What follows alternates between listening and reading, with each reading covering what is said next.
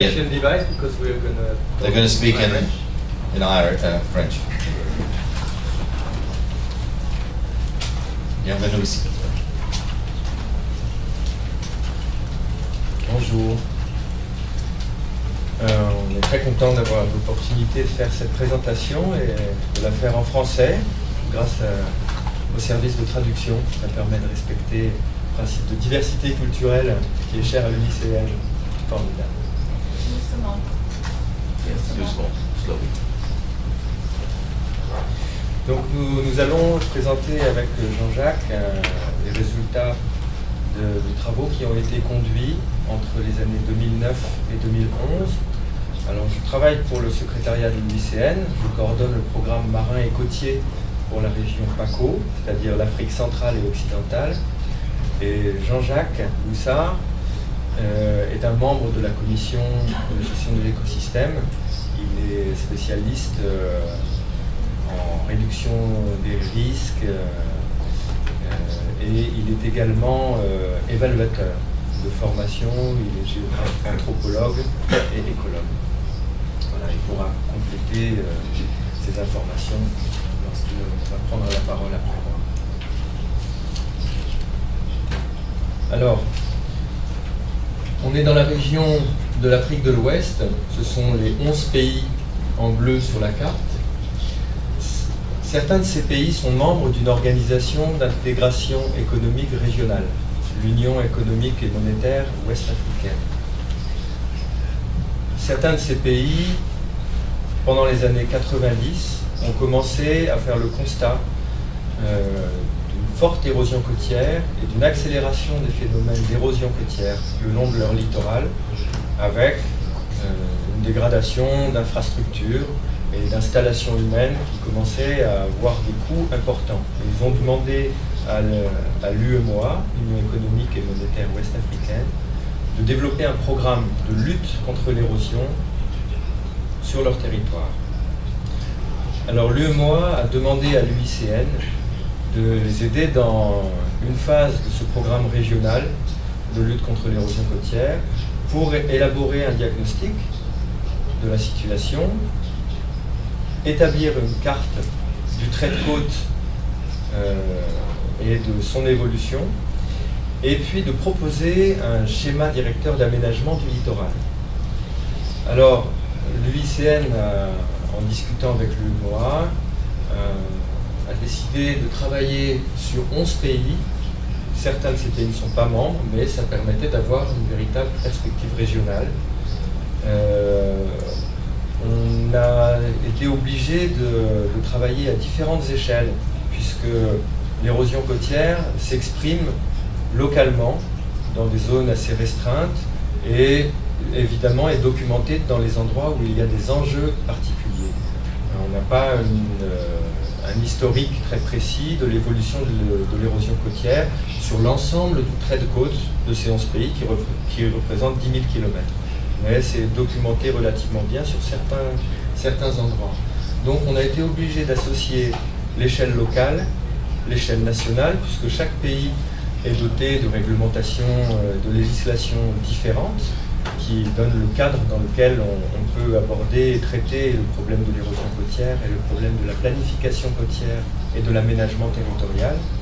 On a également été obligé de tenir compte de l'évolution dans le temps en utilisant autant que possible des données historiques et en remontant le plus loin possible pour avoir une compréhension de l'évolution de la situation sur le terrain, mais également de faire de la prospective et d'envisager à 20 ans et à 50 ans quelles seront les situations sur les différentes parties de ce littoral ouest-africain. Alors cette étude a été très complexe, elle a fait intervenir plus de 130 experts de différents pays, des organisations intervenant à l'échelle régionale, notamment le Centre de suivi écologique de Dakar, dont deux collègues sont ici dans la salle, qui ont travaillé avec nous sur ce travail. Et on a travaillé à l'échelle de chaque pays avec des diagnostics régionaux et puis avec des études de cas qui ont permis de documenter certaines situations dont on pouvait retirer des leçons. Alors ce que l'on a compris, ce que l'on a appris, et ce que l'on a cherché à faire passer comme message dans la région, au travers d'un travail de communication assez important qui a accompagné les différentes phases de cette étude. Il faut noter que cette étude s'est construite sur la base de plusieurs phases successives. Ça n'a pas été un travail d'expert réalisé qui a été livré en fin de course aux États membres de l'UEMOA. On a eu d'abord un travail de cadrage méthodologique qui s'est étalé sur plusieurs mois et qui a permis d'identifier les données que nous allions utiliser. Il n'était pas question de lancer des programmes de recherche puisqu'on était sur un temps très court. Et donc on a repéré ce qui existait comme travaux déjà faits et les données issues du domaine public qui pourraient être utilisées pour conduire cette analyse. Ensuite, différentes étapes pour la construction de la cartographie, pour la construction et la restitution du diagnostic et la formulation des recommandations pour un plan d'action futur ont constitué des étapes successives qui ont fait à chaque fois l'objet d'un travail de communication et d'une validation par les représentants des différents pays. C'est un élément très important de la méthodologie de cette étude. Alors, les problèmes en Afrique de l'Ouest viennent du fait qu'on a une croissance démographique très importante sur la zone côtière. Il y a une croissance naturelle importante avec une démographie qui progresse à un rythme soutenu en Afrique, mais on a aussi des migrations très importantes de l'hinterland vers la côte qui a commencé fortement au moment des indépendances dans les années 60 et qui s'est accélérée dans les années 70 et 80 pendant les grandes sécheresses que l'Afrique de l'Ouest a connues, avec une migration vers la côte qui se poursuit aujourd'hui avec une inertie très forte. L'occupation du littoral fait qu'il y a évidemment de moins en moins de place à utiliser et il y a des installations humaines dans des zones qui auparavant n'étaient pas utilisées parce qu'elles sont exposées. Donc on a des installations dans des sites à risque d'inondation, des endroits très bas qui peuvent facilement être inondés et qui s'érodent plus rapidement qu'ailleurs. Cette érosion côtière qui est constatée, elle vient aussi du fait que la côte elle-même est fragile. On est sur des littoraux qui sont très bas, généralement, qui sont constitués de sédiments récents, qui sont facilement remobilisables. Et on est sur des côtes avec un plateau continental assez étroit, ce qui se traduit par une importante énergie liée aux marées, liée à la houle, liée aux vagues. Et donc une énergie qui arrive à la côte et qui peut très facilement provoquer cette remobilisation des sédiments. Les dynamiques sédimentaires côtières et les systèmes de redistribution des sédiments le long de la côte avec les courants côtiers, que l'on appelle les dérives littorales, sont fortement perturbés par des infrastructures littorales comme les ports, comme des ouvrages de protection côtière, mais aussi plus en amont sur les bassins versants avec des barrages qui ont été construits depuis les années 60 et la construction de barrages s'est accélérée depuis les années 80 pour l'irrigation, pour la production hydroélectrique. Et ces barrages provoquent des blocages et provoquent un captage des sédiments qui n'arrivent plus à la côte. On se retrouve donc avec un déficit sédimentaire à la côte qui, évidemment, accélère les processus d'érosion. Et puis, la croissance urbaine le long du littoral se traduit par beaucoup de constructions et donc il faut beaucoup de matériaux. Vous voyez ici que souvent les matériaux sont extraits directement des plages ou des réserves sédimentaires côtières et donc ceci également a un effet d'accélération sur l'érosion.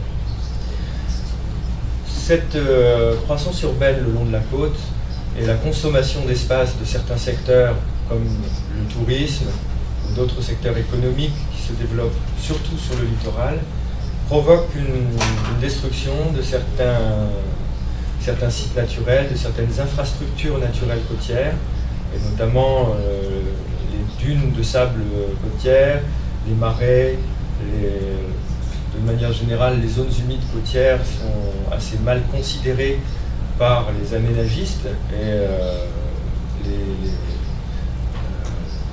les acteurs du développement des secteurs économiques ont tendance à penser à remblayer les zones humides, à modifier les estuaires pour pouvoir installer de nouvelles infrastructures, plutôt que de laisser ces infrastructures naturelles et ces milieux naturels jouer leur rôle, permettant aux traits de côte de bouger, d'évoluer en fonction des contraintes naturelles.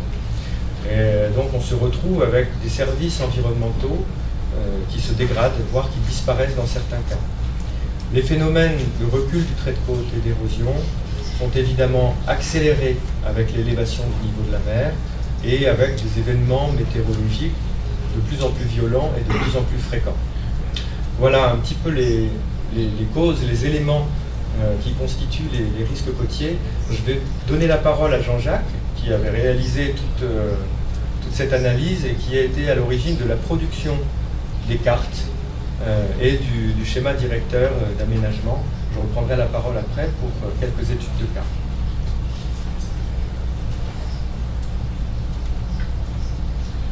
Merci. Donc, mon nom c'est Jean-Jacques Boussard. J'ai assuré la coordination technique et scientifique de cette étude. Donc, Mathieu vient de nous présenter quelques grands résultats.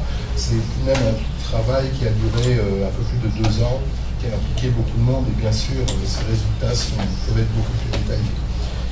Je voudrais insister sur 5 particularités du diagnostic régional qui a été conduit.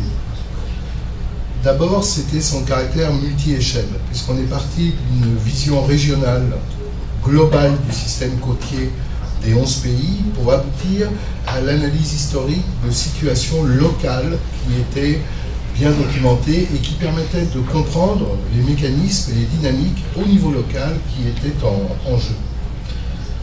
Sa seconde particularité, ça a été de s'inscrire. Vous savez qu'en Afrique de l'Ouest, on est vraiment face à des changements extrêmement rapides à tout point de vue, tant au niveau climatique qu'au niveau de la démographie et de l'économie. Et donc, on a essayé de rendre ce diagnostic tout à fait dynamique en travaillant sur une vision prospective que Mathieu a évoquée, avec 2 horizons de prospective à 2020 et 2050. Et on a travaillé avec des méthodes relativement originales, puisque c'est une approche qui est appelée démo-économique, qui croise les effets de l'accroissement démographique avec les conséquences de cet accroissement également au plan économique. C'est une méthodologie qui avait été mise au point en 1990 par l'OCDE pour une étude qui portait sur une vision à long terme, une image à long terme de l'Afrique de l'Ouest. Une autre particularité de ce diagnostic, c'est qu'il a été rendu tout à fait transsectoriel. C'est-à-dire qu'on a travaillé avec de multiples secteurs au-delà des seuls secteurs de la conservation. On a travaillé avec des aménagistes du littoral, avec des sociologues, avec des économistes, avec des juristes. Et donc, tout ce travail a été aussi une opportunité de faire se communiquer des mondes et des secteurs qui généralement communiquent peu ou s'ignorent. Toute cette initiative a été également porteuse de capacité, parce qu'on arrive, après 2 ans de travail, à un réseau de plus de 300 ou 400 compétences dans les pays de la région qui ont été identifiées, reconnues et qui ont, disons, appris à travailler ensemble au travers de ces différentes réunions. Et puis le dernier point, peut-être un petit peu plus original, c'est la production d'un référentiel partagé pour justement l'ensemble de ces acteurs, pour qu'ils puissent tous se retrouver autour de cette cartographie. Et c'est un peu l'intérêt de revenir vers les cartographies qui étaient très à la mode il y a une vingtaine, une trentaine d'années, et de revenir vers cet outil cartographique qui malheureusement a été un petit peu oublié avec les démarches de développement rapide et autres. Alors, oui, 3 minutes pour le tout encore. Oui. Bon, donc je passerai rapidement sur ces résultats. Et puis, on abordera donc les étapes suivantes, qui sont la mise en place, suite à ce travail, d'un observatoire à long terme pour le suivi des systèmes côtiers régionaux, des travaux pour le renforcement de la gouvernance et des capacités des acteurs, et également avec un objectif de lier de façon très forte l'aménagement côtier et la réduction des risques. Je passe à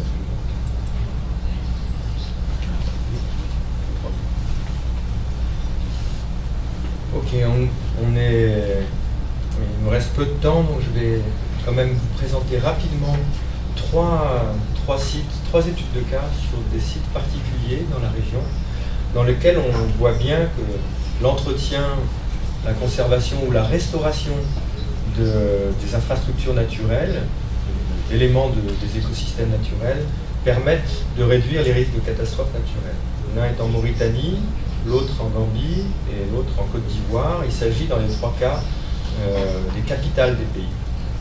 Alors Nouakchott, capitale de la Mauritanie, qui est un pays désertique, est une ville qui est en partie construite sous le niveau de la mer. On n'a pas de pointeur ici, mais vous voyez sur cette photo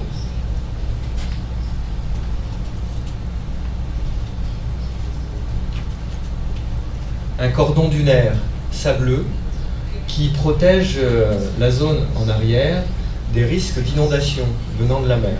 Et une partie de la capitale est construite sur cette zone très basse qui est située en arrière du cordon. La construction du port de Nouakchott a provoqué une accrétion au nord, une progression du trait de côte et une érosion au sud qui a été à l'origine de grandes inondations il y a une vingtaine d'années, une quinzaine d'années, ce qui a amené la Mauritanie a développé des outils d'aide à la décision comme cette carte qui montre les risques d'inondation en fonction de l'élévation du sol et des zones où sont construites les différents quartiers de la capitale. Nous avons repris ces éléments sur la cartographie qui est présentée ici et certains projets travaillent à aider à la reconstitution du cordon dunaire et ce travail de restauration de l'infrastructure naturelle littorale représente ces cordons dunaires permettra dans le futur, on espère, de réduire les risques d'inondation de la capitale. À Banjul, capitale de la Gambie, on voit ici une partie de la capitale, c'est la partie historique, qui est construite tout au bout d'une pointe, d'une flèche sableuse, au niveau de l'estuaire du fleuve Gambie. S'il n'y avait pas cette mangrove, on aurait une accélération de l'érosion côtière. On voit ici des images en bas de ce qui se passe sur la façade atlantique. C'est une zone qui est utilisée pour l'urbanisme, mais aussi pour le tourisme. Vous voyez des dispositifs touristiques installés dans des zones vraiment très menacées. Et donc, le fait d'entretenir et de ne pas aménager cette mangrove permet de continuer à capter des sédiments issus du fonctionnement du fleuve, ce qui permettra de retarder, on espère, l'érosion côtière constatée. Et ici, à Abidjan, vous voyez la ville d'Abidjan sur la carte, avec le réseau de lagunes côtières, le trait de côte étant figuré par le trait jaune, et l'océan étant en bas de la carte aussi. C'est le système de lagunes est à l'origine des ressources en eau pour la capitale et pour les habitants. Et les lits d'eau, c'est-à-dire les éléments de la carte qui sont ici, et qui sont des cordons sableux très bas, sont facilement érodables, d'autant que l'énergie des vagues est très importante à cet endroit-là. Ils ont la particularité de pouvoir migrer en arrière, sauf évidemment s'ils sont artificialisés. Et lorsque des routes sont construites, lorsque des bâtiments sont construits, dans ce cas-là, on a beaucoup plus de difficultés à voir le système s'adapter et on a des événements beaucoup plus violents.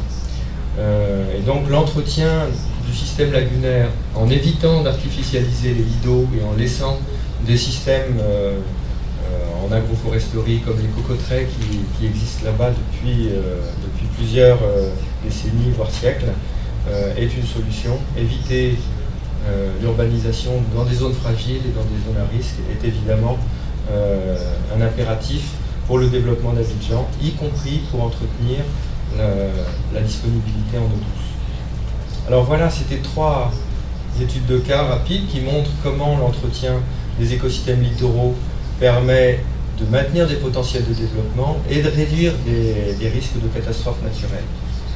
Alors dans le futur, on espère répliquer ce travail sur l'Afrique centrale. On a déjà les décisions qui ont été prises par la Convention d'Abidjan, qui associe tous les pays de la façade atlantique de l'Afrique pour travailler sur ces thématiques. Et puis on espère développer avec la Commission des relations plus étroites de façon à poursuivre ce travail. Et notamment dans le cadre du programme Global Coast qui va être lancé au cours de ce forum qui est actuellement en cours de développement avec l'appui du siège du programme global marin et polaire de l'UICN pour aider les différentes régions du monde à échanger des expériences en matière d'aménagement, de conservation de la zone côtière. Il y a quelques leçons tirées également qui doivent être capitalisées par la Commission, et si on peut disposer d'une ou deux minutes supplémentaires, je voudrais laisser Jean-Jacques insister sur quelques éléments saillants de cette étude. Merci.